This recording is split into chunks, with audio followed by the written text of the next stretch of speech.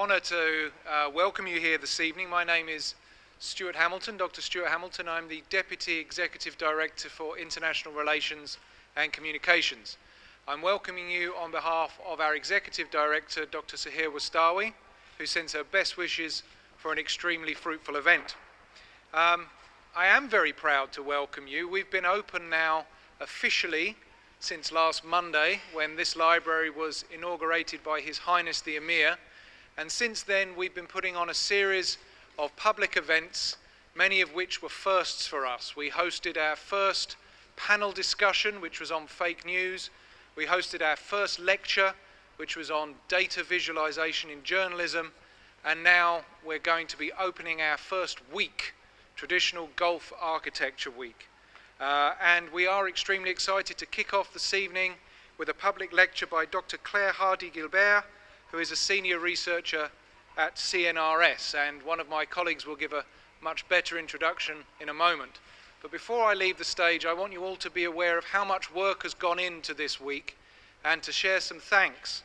All staff really who've been associated with this event, but some in particular. Our facilities management have helped prepare the building.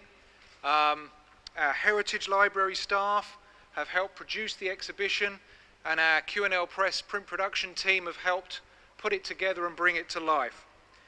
Our communications and public services teams have worked hard to produce the logistics, the PR and the marketing for the event, and including the site visits that some of you will be going on. And then finally, our partnerships team, led by Dr. James Onley, who could do me the honour of standing up so you can all see him. Dr. Onley has led the conference organising team, and he's poured a huge amount of effort into our week. And in fact, if he tells me one more time about the perils of herding cats, I'll have to send him on a professional cat herding course. With no further ado, though, I'm going to let James introduce the people involved in the rest of the evening and warmly welcome you once again to Q&L. Thank you very much.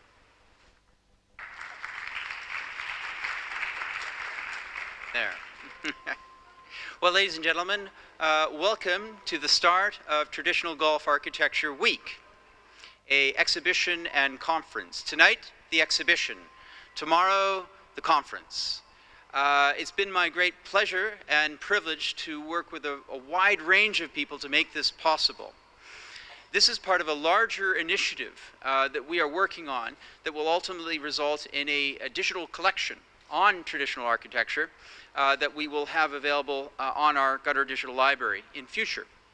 Architecture is a very important subject, far more than one would think. The study of heritage itself is quite interdisciplinary, involves all sorts of disciplines. And architecture can be not an end in itself, but a pathway, a start to study and learn more about a country and a culture. And it's through the traditional architecture of Gutter and its region that we hope to shed new light on the history and heritage and culture of Gutter and the Gulf. So this is quite an ambitious undertaking, but we think that the results will be a great contribution to understanding Gutter's fantastic heritage, much of which has actually been understudied. So we'll try to provide a corrective, a much needed corrective to that, and show the world the fantastic story that Gutter has to tell the world. The exhibition tonight was originally curated back in the 1980s, but for today, the person in charge overseeing this wonderful exhibition in front of you is my esteemed colleague, Stefan Ippert, who will introduce our speaker and explain to you the significance of this collection. So, Stefan, if I could introduce you or welcome you to the podium. Ladies and gentlemen, thank you very much. Thank you, James. I have the pleasure tonight to introduce you the work of Vincent Aitega, who is here in the audience, and his photographic work. Vincent is a French professional photographer who worked extensively in the Islamic world. He started in Palestine doing work in some refugee camps. Then he worked in Iran, in Susa, and for archaeological campaigns. then for UNESCO in Cairo, and then more recently in Qatar and Bahrain. QNL Heritage Library is very proud to have the chance to both that collection of 2,000 slides covering this traditional architecture in Qatar.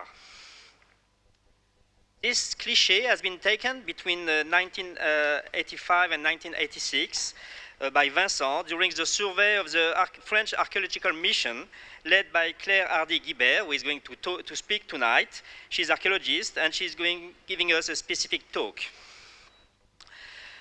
All these buildings you can see on this small exhibition. We did a selection with Vincent of some of the interesting buildings, first from traditional houses, some religious buildings, and some more military buildings.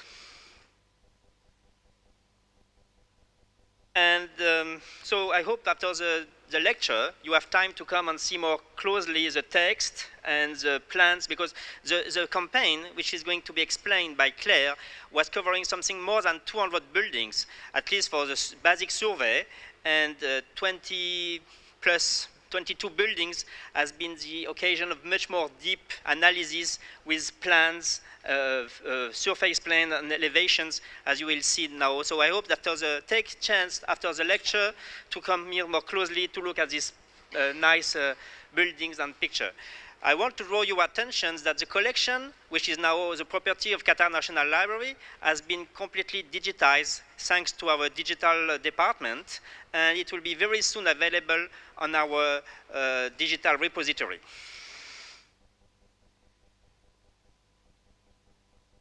Now I want to introduce you Claire Hardy-Guibert, who is going to speak now. She's a senior researcher of the CNRS. She's doctor of Islamic archaeology and art history from Sorbonne University in Paris. And she did excavation in many Islamic sites, including Susa, Huayla, and Murwab. I want you to remind you that she's also the author of more than 20 articles on archaeology in Qatar. So she's very familiar with Qatar archaeology. I just mentioned Murwab, which is, as you know, a very famous Abbasid archaeological site in Qatar, where she started to dig a long time ago. I mean, not so long time ago, but it was when I want to remind you that the first archaeological excavations, French excavations, started with Professor Jacques Tixier in 1966. He was working in Lebanon, and he was asked to come and work more in Qatar, and he come and bring also Claire to help him to work, including in several places, including in Murwab. I think the first place to be with excavation were in Al Khor, like you all know now the famous site of Purple Island, and all the Bay of Al Khor, where there was some prehistoric archaeological sites. For those of you who went to see the permanent exhibition downstairs, in the area B for Qatar, you will see one very nice picture when you see Professor Tixier and his team in front of an helicopter. It was taken, this picture, in 1976, 76, when it was in front of the first helicopter from the Qatari army, and thanks to the army, which was supporting the archaeologists for the transportation and all the aerial photography. This French campaign lasted until 1982, but Claire, by herself, came later on again in 1985 and 86 to do this very nice survey of these buildings, which she's going to present now. So now I want to leave the stage now to Claire, and she'll to present her lecture.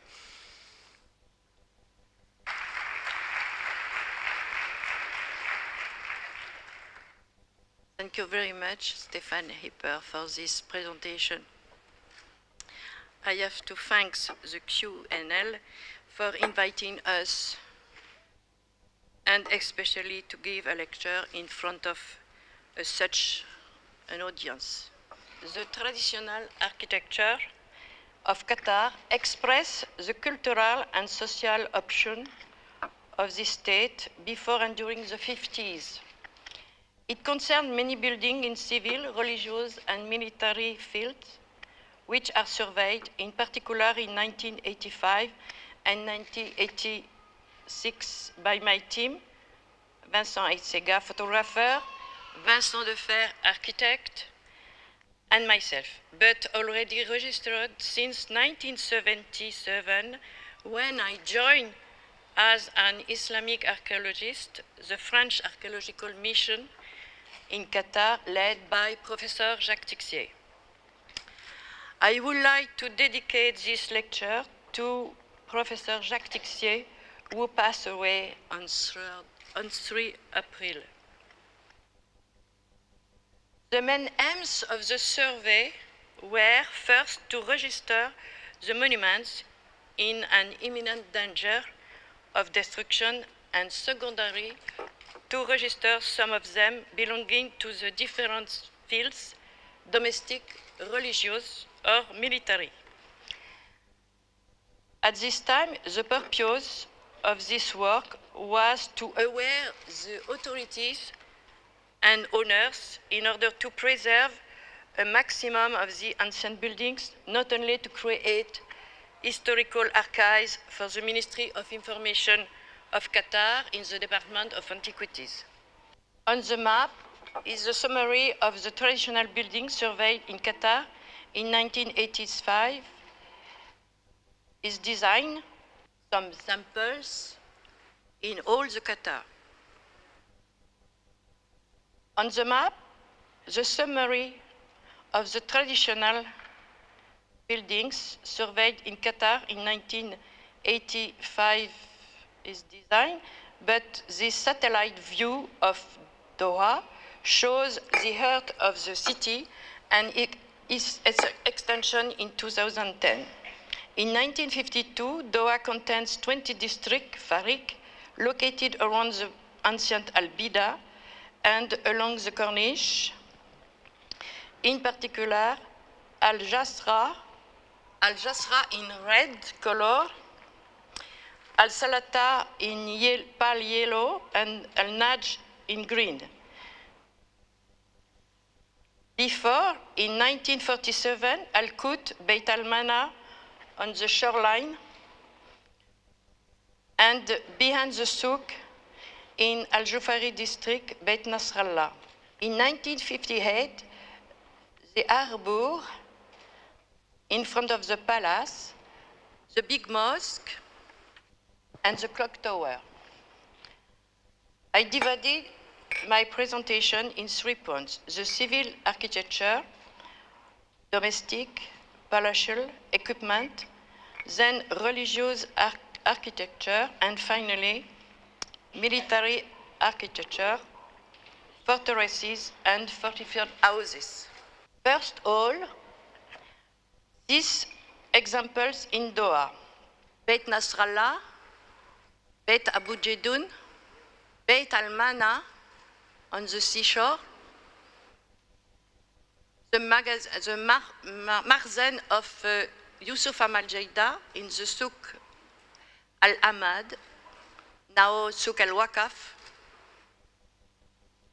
and a part of storage inside the souk, still in life, in also Souk al-Ahmad. Beit Abdel Hussein Ibrahim, fabrics merchant in Al-Jasra, was built in 1945 for the Al-Thani family. It represents the basic traditional house inserted in the urban pattern. On the ground floor, chican entrance. Around the central courtyard, there are 6 rooms and 1 majlis with a portico, only one. On the first floor, there are 3 rooms on the terrace with open parapets or badgir to catch the air. This urban house is a summary of the traditional housing design in the Gulf countries. It was destroyed after 1985. This axonometric view of this house, and you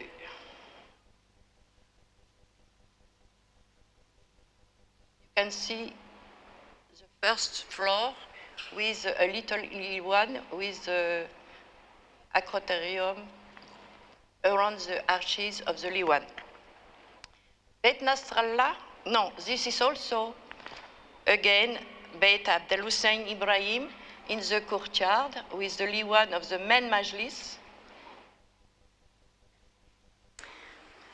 Beit Nasrallah, Sayyid Nasrallah, situated in Al-Jufari district, near the mosque of this district, was built in the beginning of the 20th century, and a wind tower was added in 1950.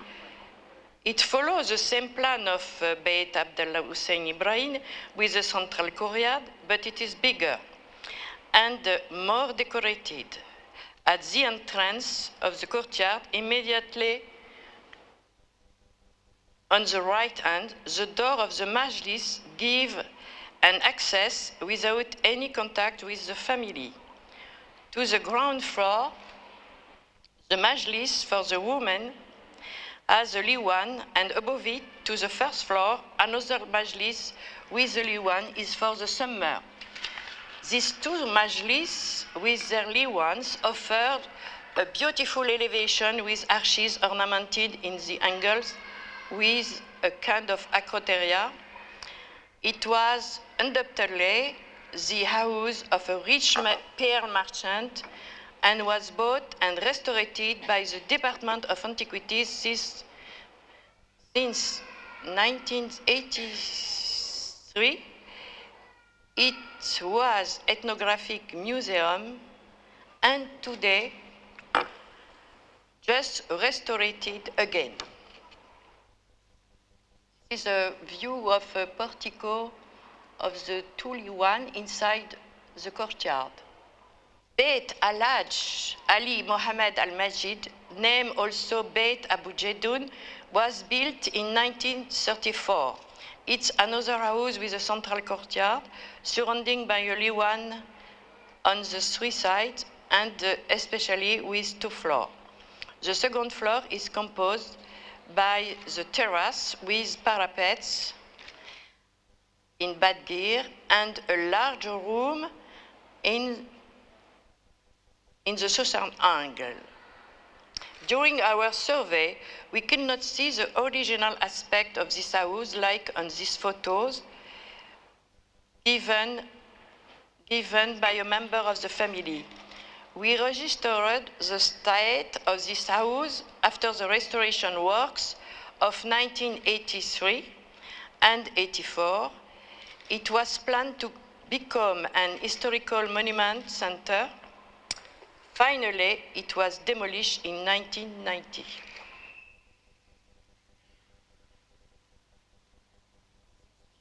During our survey, like completely new, but this restoration at this time respect the original shape of this house.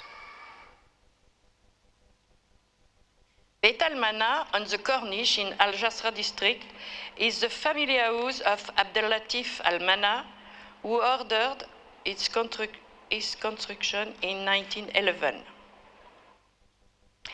Abdel Latif Al-Mana was a pearl merchant. His son, Khaled Al-Mana, the owner during our survey, was the Minister of Health. All his life, he paid attention to preserve the building and all the custom.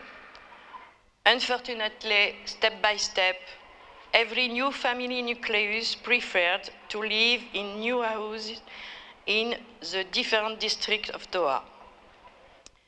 This house was destroyed in 1995, except the facade of the courtyard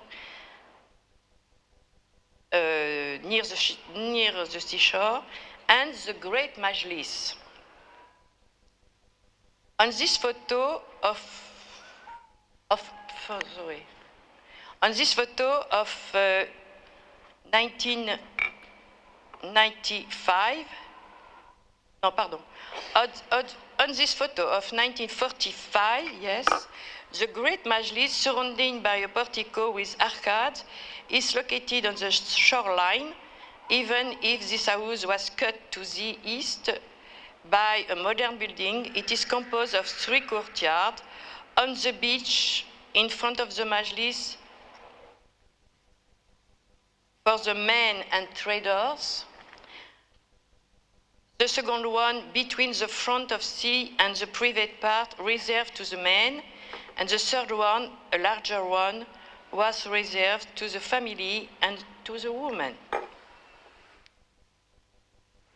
You can see the elevation, the cross-section, and the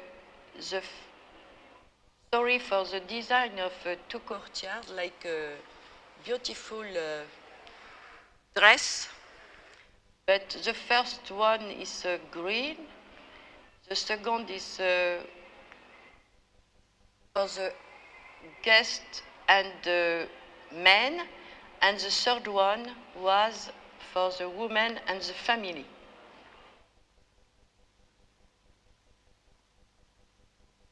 Another view of the second courtyard.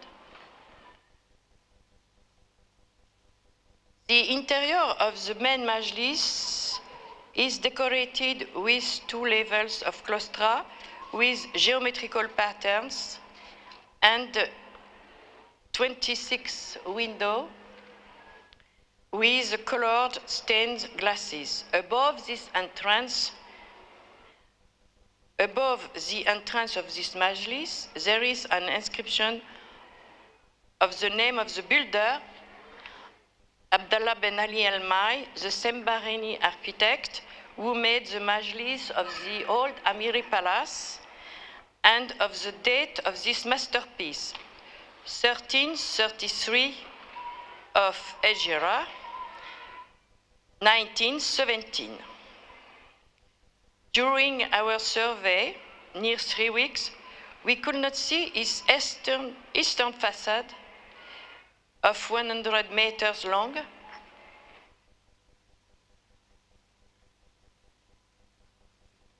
and its 3 beautiful gates. About the civil architecture, I chose also 2 examples which belongs to the ruler family.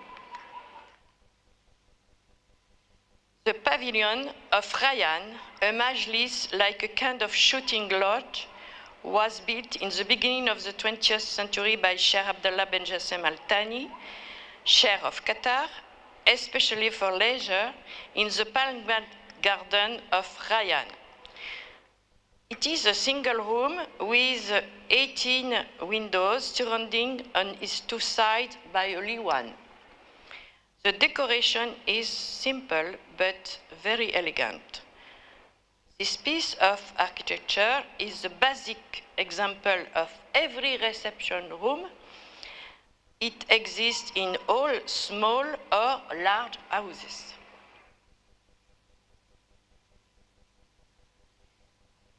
In the Tariq district of Salata,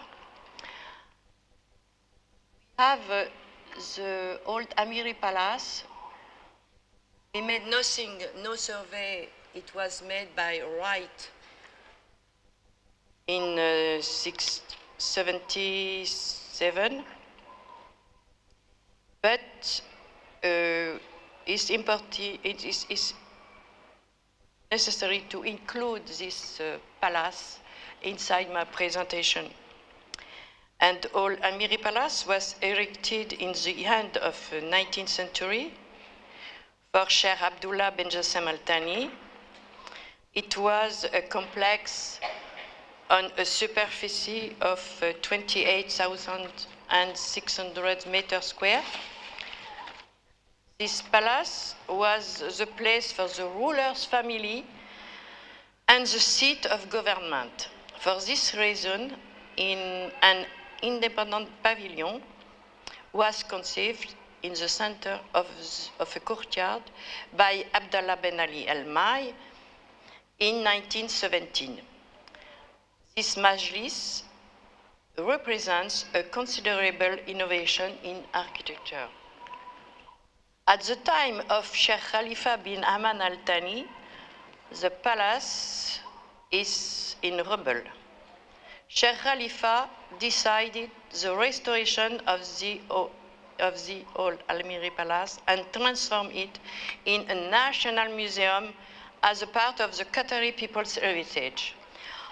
A big new building was added to the west for the geological, ethnographic, and archaeological collection. It was opened in 1975 and was the first national museum in the Gulf. Some doors in Doha. Up is up on the right, Beit Al-Azhar in Nejada Quarter, Beit Al-Mana, Beit Nasr bin Ahmad Obeidan in Al-Jasra Quarter with an Iwan with Bukaranas, collapsed in 1988, and the top of a door in Beit Al-Mana. Some picture of technical buildings.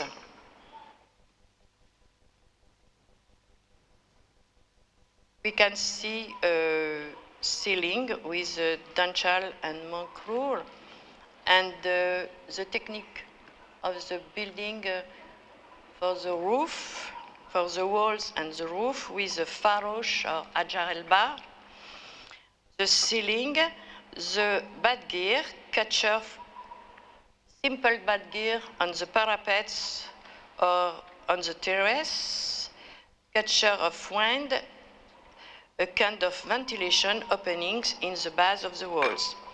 And finally, down is a schema of wind tower, bad gear. About equipment in civil architecture, we registered in the old Souk Al-Ahmad the store of Yusuf Ahmad Jaida. It was built in 1950 by Sheikh bin Jassem Al Thani, but was in porticos of palm, al-Arish, at the origin. Yusuf Ahmad Jaida transformed these light buildings in masonry. On the ground floor, there are 8 storage rooms and the 2 sides of a courtyard, and a first floor, a majlis for the business, and the store had 3 doors. It was destroyed completely. On the terrace, we can see the majlis for the business. The shops with wooden balcony at the first floor on the facade of a street in Souk Al-Ahmad is a rare testimonial of this type of shops. The souk for the fresh vegetables was already moved outside the city on the road of Salwa in 1981. Now the new name of this place is Souk Waqaf, but it is completely different that at that time. In Rayan, in Shagoup Place, the horse stables were built in the beginning of 20th century for Sheikh Abdullah Ben Jassem Al Thani, with 58 boxes for horses and a sheep pen. Each cell had 3 little openings and a trough in masonry. We don't know the state of this kind of building now. No time to verify in the beautiful bouleversement in Rayan Place. The swimming pool Birkat Sebaha in Rayan was also the property of Sheikh Abdullah Ben Jassem Al Thani. It was just restored when we made the survey. It is composed of 2 basins one outside and the other one covered and surrounded on its two sides with only one. Looks like a modern architecture. About religious architecture, except the madrasa, the religious monuments are the mosque. The religion to Qatar is Wahhabite. No saint is ever celebrated by a Muslim. The characteristics of the mosque are simple, the same except for the side, a rectangular prayer room with a liwan before it and of a closed courtyard. But two features can distinguish them: the shape of the mihrab and the minaret. The traditional decoration is located on the mihrab, the frame of the mimbar, and the shape of arches and columns of the prayer room and of the liwan. The decoration is only molded or carved in the plaster and stucco. Each mosque has its minaret. The shapes of them are very various. Since the Abbasid period, at Murwab, with two examples, the mosque that we dug in 1982 has a prayer room with internal dimension of 3 meters by 5 meters and a courtyard of equivalent measure. In Al-Ror, the second city of Qatar, in 1985, we count 15 mosques, and among them the traditional Friday mosque, Masjid Jami Ibn Abdel Wahad, built in 1953 on the seaside, Masjid Ilyami, 1954, and Masjid Rashid Al-Mari, 1958. The prayer room of Masjid Jami Abdel Wahad is open on the courtyard. Another considerable point is the design of each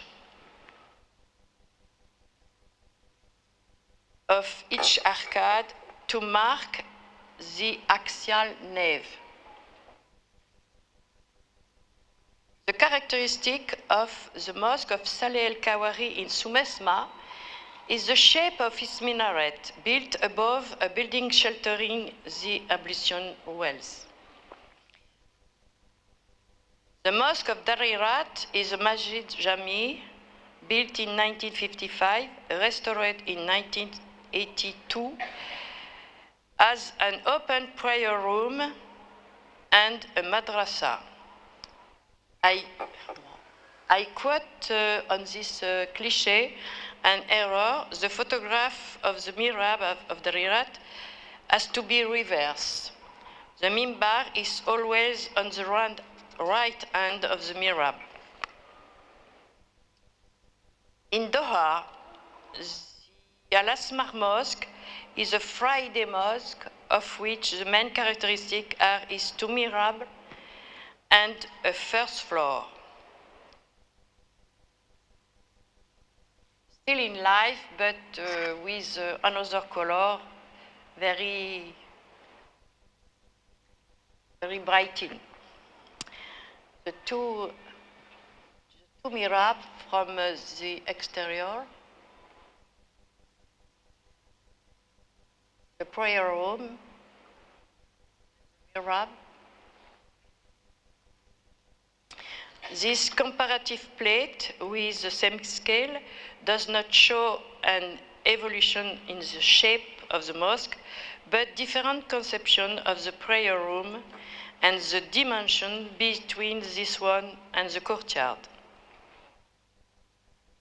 And to finish this field of religious architecture, some samples of minaret. About military architecture, last point, To illustrate this field, it is necessary to show the oldest example, the Abbasid forts of Murwab on the north near the village, in the Shamal, near the village of Nahaman. After the works of Danish archaeologists in 50s, we dug in 1980 on the two southern wall of this fort to find another entrance in this direction. Two results. First one, no entrance in the middle of the two southern walls, but one semicircular bastion for each. The second result was the proof of the largest fort, 30 meter or 31 meter, is the most ancient.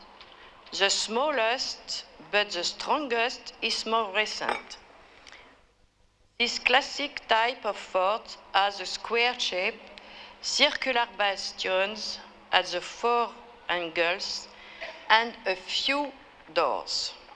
The fort of Al-Uwela on the right,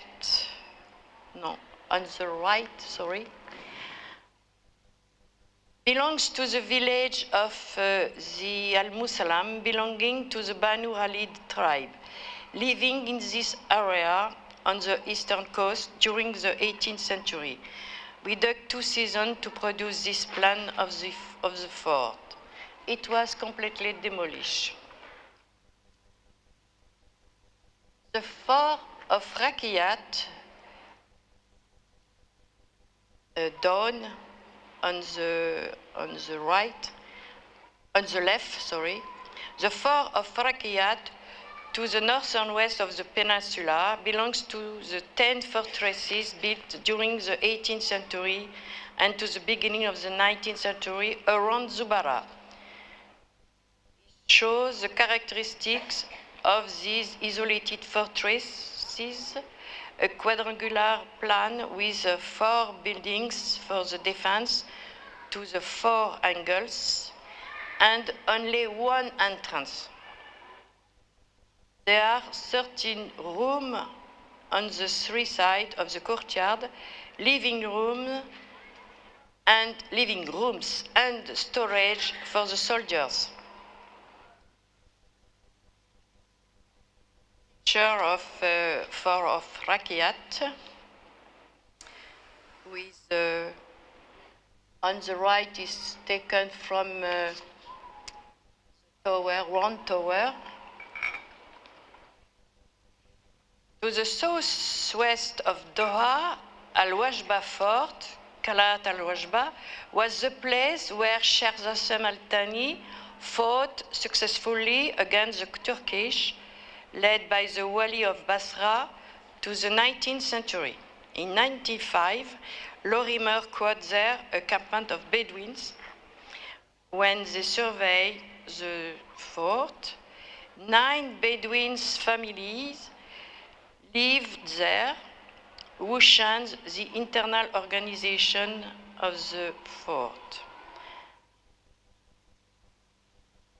The defense features of Qalat Al-Wajba are the 2 machicolated towers to the southeast and to the northeast corners of the first square fort, many loopholes along the walls, a deep fall at the main gate, and we recognize 4 steps in the construction of the fort. Al-Zubara Fort is a square fort with 3 circular towers and 1 rectangular. It was built in 1938 to watch the western coast, in particular the Zubara city, Zubara harbor. Now it is a museum. In Doha, there is Al-Qut still now. It was a jail built in 1925 by Sheikh Abdallah Ben Jassem Al Thani. It is a regular square of 35 meters by side and adds 3 circular towers and 1 rectangular. At the beginning of the 20th central Umslal Mohammed area, a palm garden had 3 fortified houses. The house of Mohammed Ben Jassem Al Thani is the most complex. It was built in 3 main steps, horizontally and vertically. Its organization shows the function of defense and security of the building. The northwest facade is blind. All the walls have many loopholes. There is many stores of foodstuff and even a factory of dates honey, Madbasa, which give a certain autonomy of supply to the inhabitants. A majlis of sheikh is situated on the terrace of the highest tower, 15 meters height, with a view on the palm garden. This majlis looks like the mafraj in Yemeni Towers house. Every majlis has a place to prepare the kawa, the mikat. Never I saw this type of house in the Gulf countries. Our work could not stop the destruction of this patrimony. Fortunately, many examples of this presentation still in life. However, it is pleasant to see the publication of Mohammed Jassem Al-Ruleifi and of Ibrahim Mohammed Jaida on this subject. Today, this architecture does not inspire the modern projects. It seems that the models are taken in the classic Islamic monuments far away, as the Mosque of Ibn Tulun in Cairo, for the Qatar Museum, Islamic Museum, or the minaret of Mutawakil in Samarra, but is also the tradition. Thank you very much for your attention.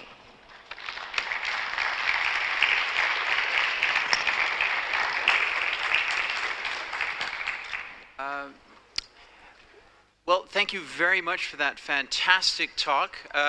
We have a short period of time for questions, about 10 minutes. So if anyone has any questions, just please raise your hand and our speaker can address them for you.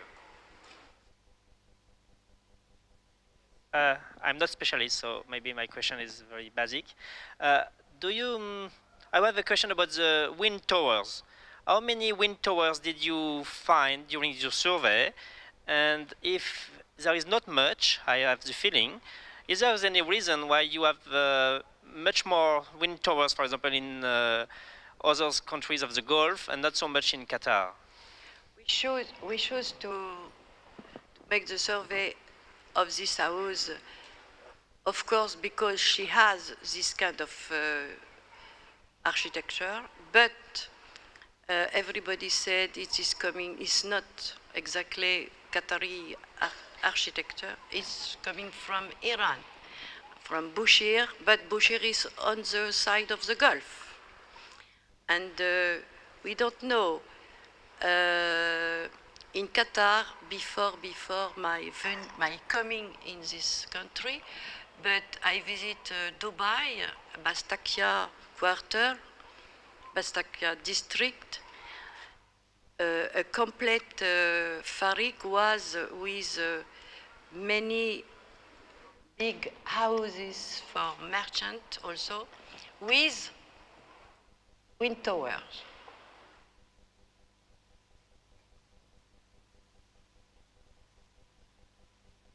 But in Bahrain too, we have some samples, but it's not a common feature for this side of the Gulf, I think.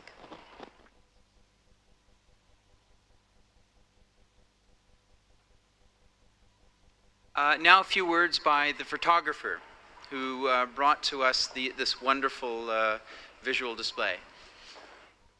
This is a total improvisation. I've prepared nothing. But I was, and I still am, very proud to do this job because I never knew such things in Doha, in Qatar.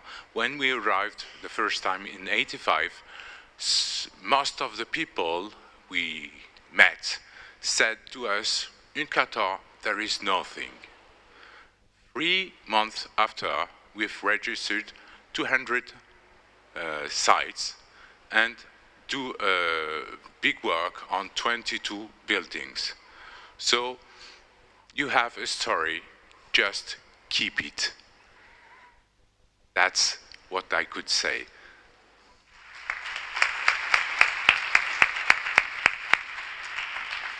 Well, ladies and gentlemen, this concludes our exhibition talk this evening. Thank you very much for coming. Would you please join me in thanking our speakers for a fantastic presentation this evening?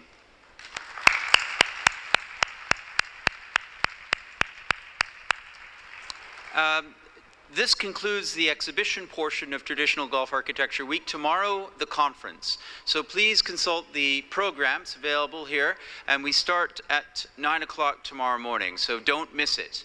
And finally, for those delegates and members of the library staff involved in the Architecture Week, the bus will be meeting us outside at 7:15 to take us away. So please make your way out to the front of the library. Thank you very much for coming.